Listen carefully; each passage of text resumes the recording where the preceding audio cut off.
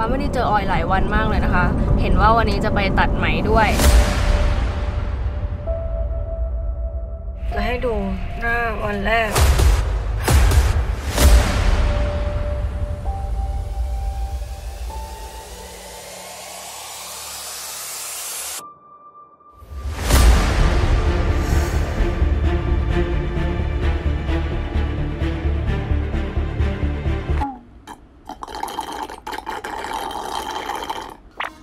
วันแรกค่ะจากการผ่าตัดพูดไม่ค่อยอ้าปากได้เท่าไหร่นะคะวันนี้ตื่นเช้ามาก็กินน้ำฟักทองก่อนเลยแล้วก็เดี๋ยวจะกินยานะคะวันนี้ตื่นขึ้นมารู้สึกโอเคมากๆเพราะว่าไม่ช้ำเลยแต่อาจจะมีอาการลังตรงที่บริเวณเย็บนิดหนึ่งนะคะเลยทำให้พูด ไม่ชัดนะคะก็กินข้าวค่อนข้างลำบากแล้วก็กินเป็นพวกซุปหรือว่าเป็นน้ำถั่วเหลืองหรือว่าน้ำฟักทองเนี่ยค่ะโดยรวมแล้ววันนี้ถือว่าโอเคนะถือว่าโอเคมากๆสำหรับวันแรกหลังการผ่าตัดค่ะสวัสดีค่ะตอนนี้กำลังจะไปล้างแผลแล้วก็ฉีดยานะคะจะให้ดูหน้าหลังจากผ่าตัดจะบอกว่าชิลมากค่ะไม่มีความบวมไม่มีความเขียวยังแอบงงเล็กน้อยเพราะว่าที่เคยทำมาทั้งช้ำทั้งเขียวขนาดอันนี้คือการเลาะของเก่าออกเลยนะคะก็ยังไม่มีความเขียวเลยค่ะคุณหมอมือนิ่มมากๆเลยนะคะรู้สึกโอเคมากๆกว่าทุกๆครั้งที่เคยทำนะคะยังไงก็ออยก็จะอัปเดตให้เพื่อนๆได้ดูว่ามีอะไรเปลี่ยนแปลงบ้างรู้สึกยังไงนะคะ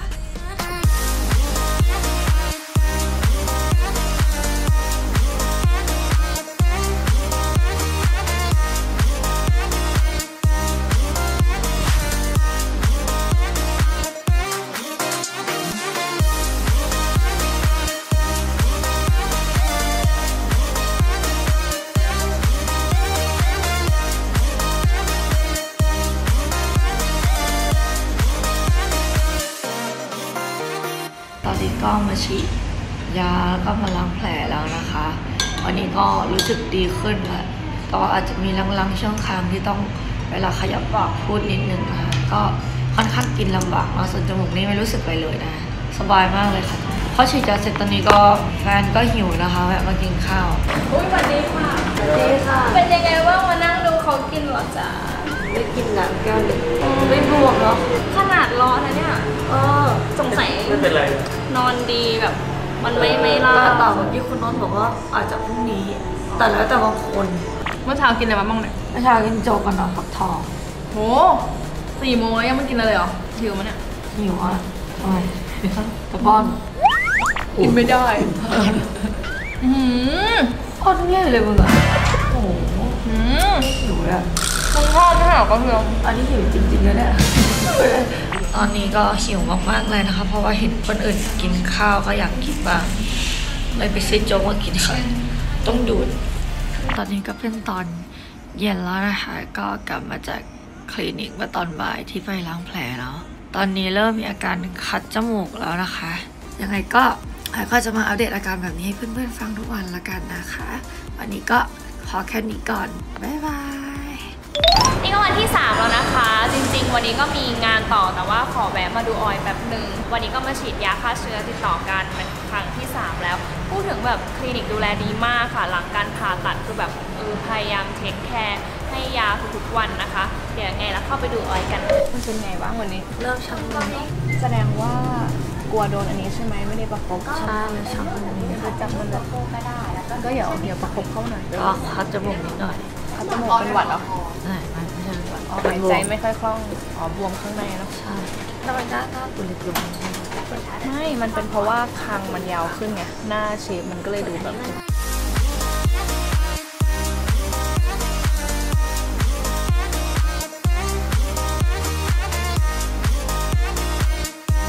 การดูแลตัวเองหลังจากนี้นะคะก็ให้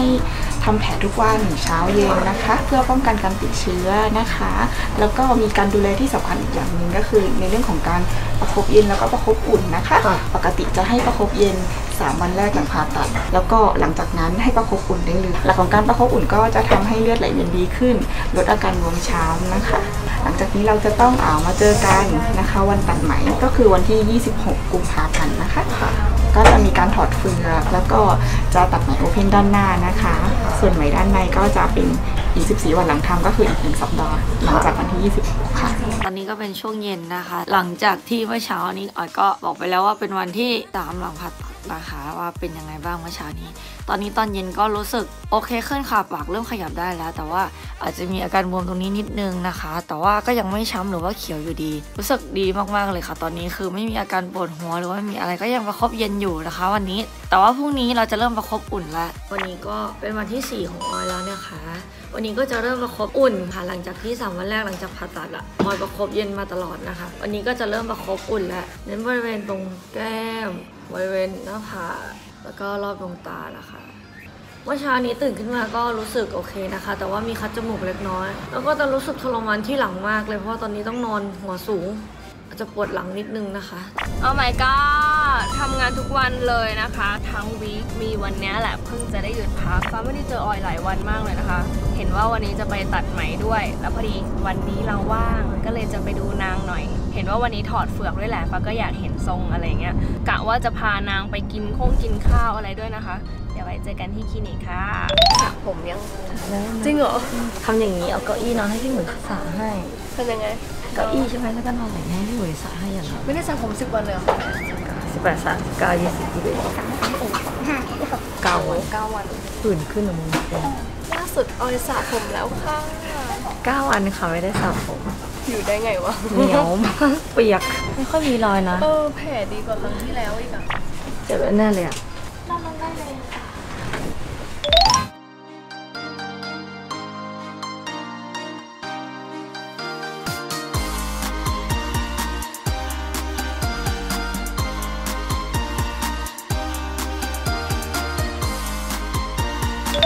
ทำทีเดียวได้2 อย่างได้หน้ากับได้หน้ากับได้หู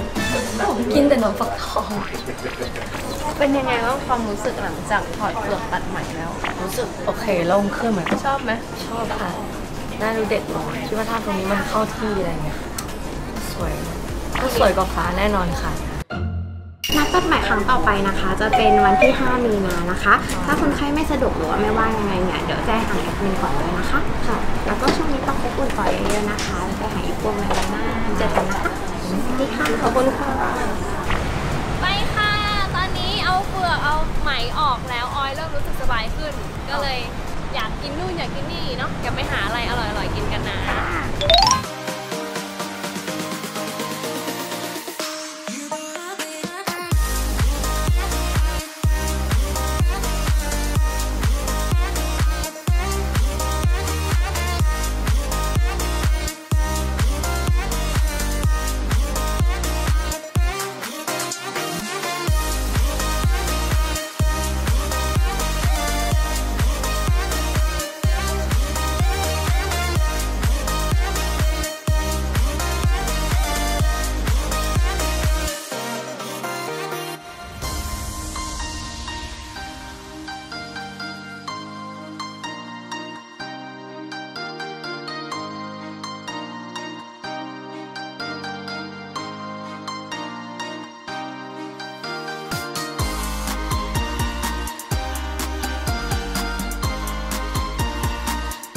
เริ่มเหนื่อยแล้วอะเหนื่อยแล้วเหรอเริ่มแบบล้าตรงนี้แล้วหน้า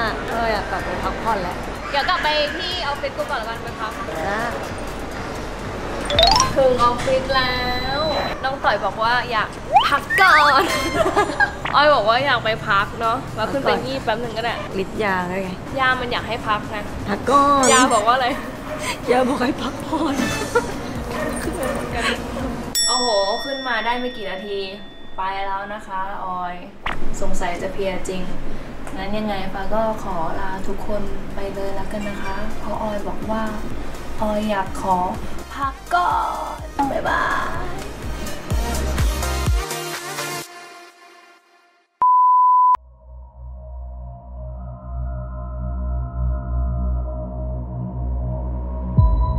จะเน้นฉีดตรงช่วงบริเวณแก้มกลางด้านหลังที่เก่าห้องเก่า เวลาเดิม